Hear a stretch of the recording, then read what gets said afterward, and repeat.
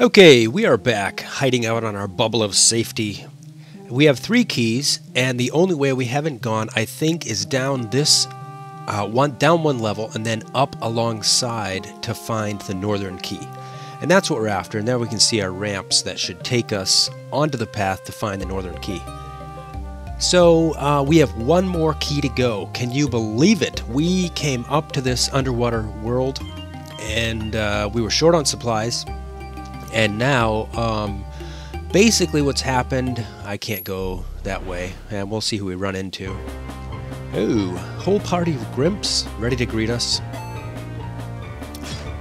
I'm just gonna do business with these fine squids. Basically what's happened is we've both gained some levels, we've found that we could exploit the water bears to get some extra heal. We have been getting refilled as we've answered the questions correctly based on the poem that the Elementalist gave us. And our characters have been leveling.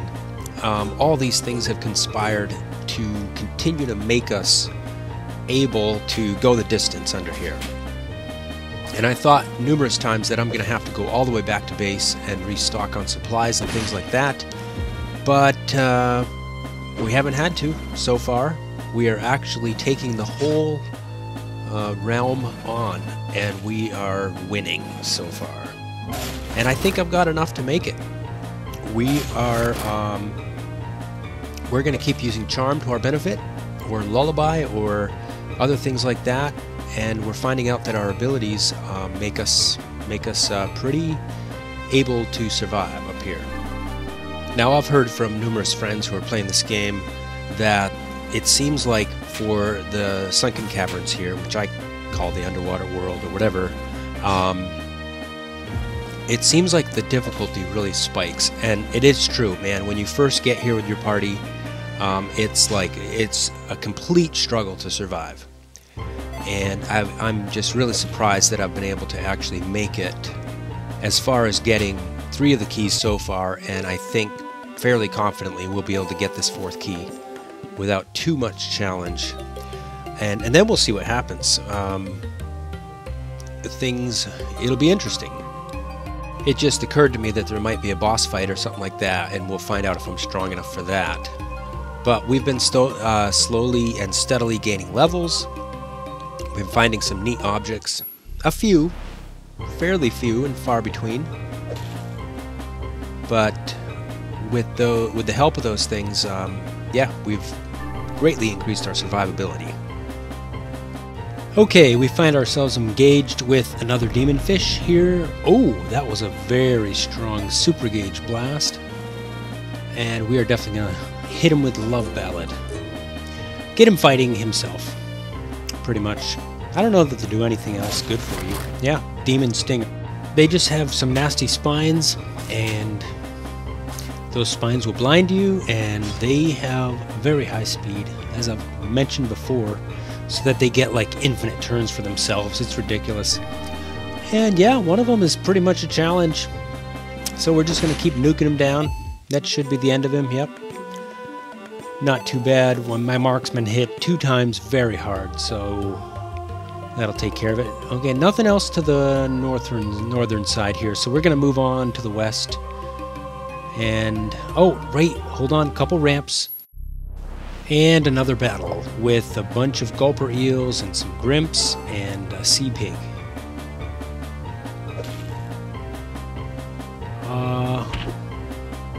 Man, they all go first. They have very fast speed, apparently. Ouch, criticaled my Templar. That's no fun. And we're all blinded. And I'm thinking just run away from this one. No sense depleting myself unnecessarily.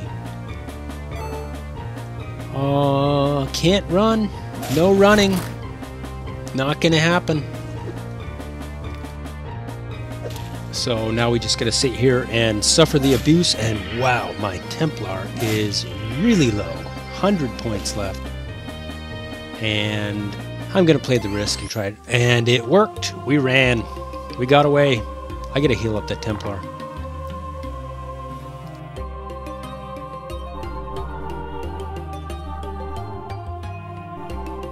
Okay, that's better. That's a lot better. And let's go find out what they've perched upon this platform for us.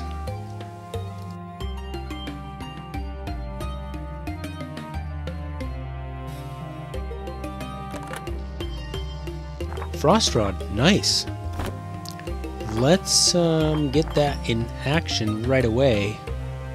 I think this time I'm just going to put dual wield on my Mystic, and hopefully that redeems a little bit of the melee damage that she does. I mean, her second hand is empty right now, so let's go ahead and equip that up.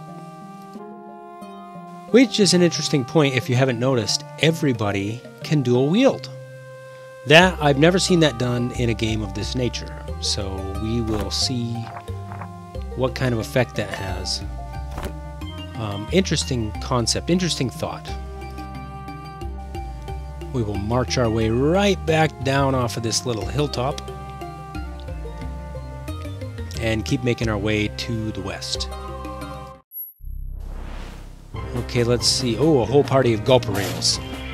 And right away, blinded.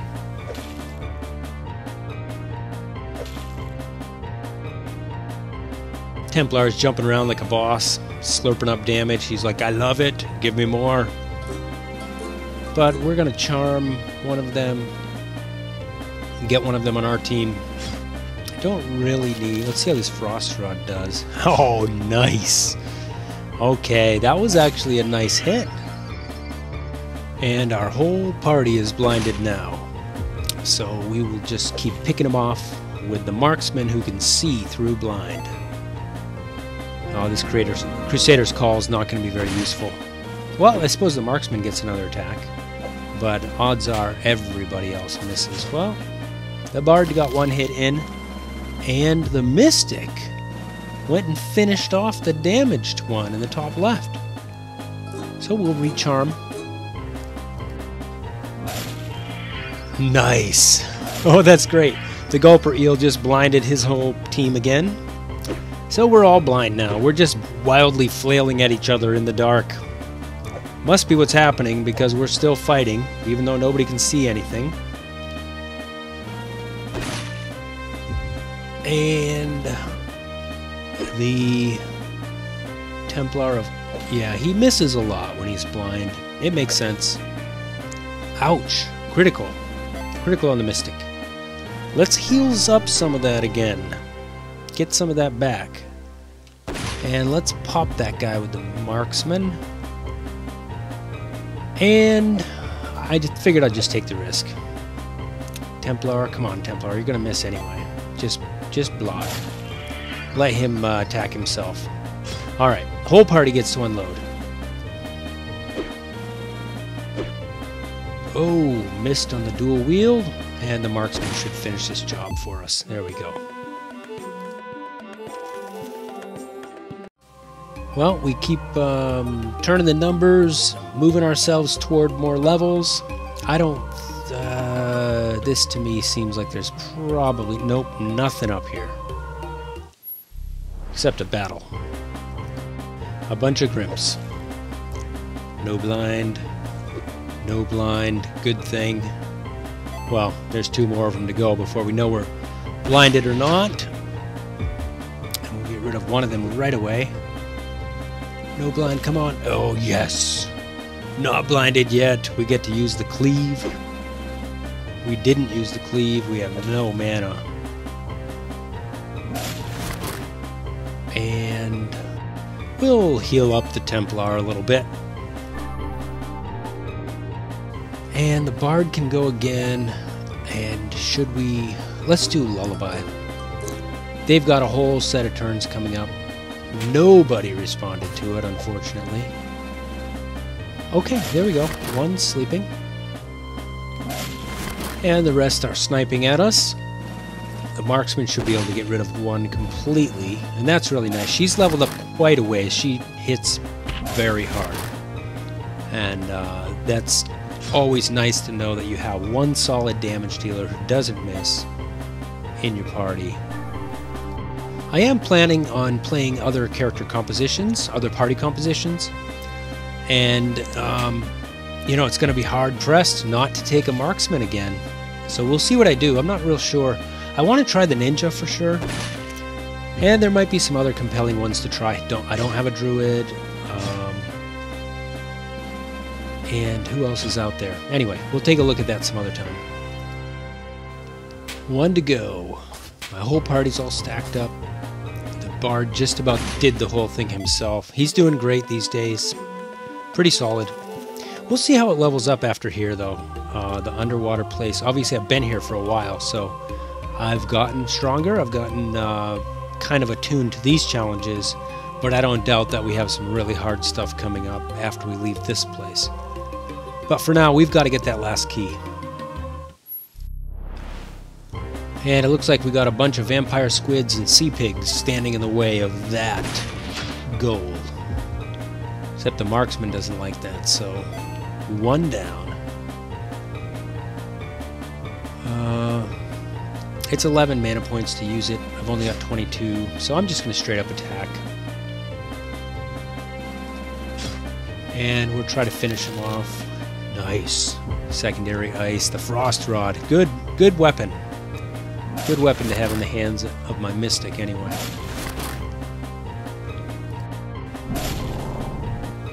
Ooh, man.